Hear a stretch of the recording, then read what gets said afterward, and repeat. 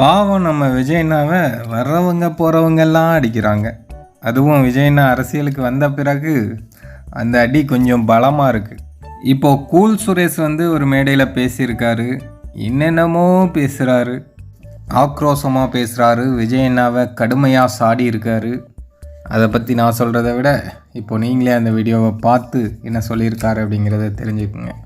பல கோடிகளை வைத்து மாநாடு நடத்தி அந்த இடத்துல டிராபிக் ஜாம் பண்ணி மக்களை போக விடாம ஒரு மருத்துவமனைக்கு போறவங்களோ இல்ல ஒரு ஹாஸ்பிட்டலுக்கு இல்ல ஒரு ஸ்கூலுக்கு போறவங்களோ இப்படி வயதானவங்களுக்கு டிஸ்டர்ப் பண்றதுக்காக நான் கட்சி நடத்தல. புரியுதுங்களா?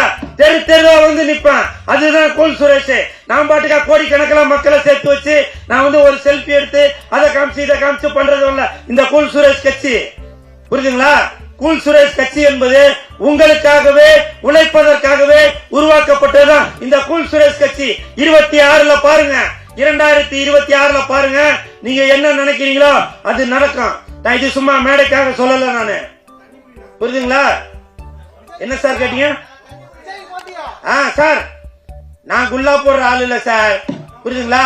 என் கூட இருக்கவங்க எல்லாமே அல்லாஹ் கூட இருக்கிறவங்க தான். புரியுதுங்களா? What bro? This is very wrong bro. What bro? This is very wrong bro. புரியுதுங்களா? Cool bro.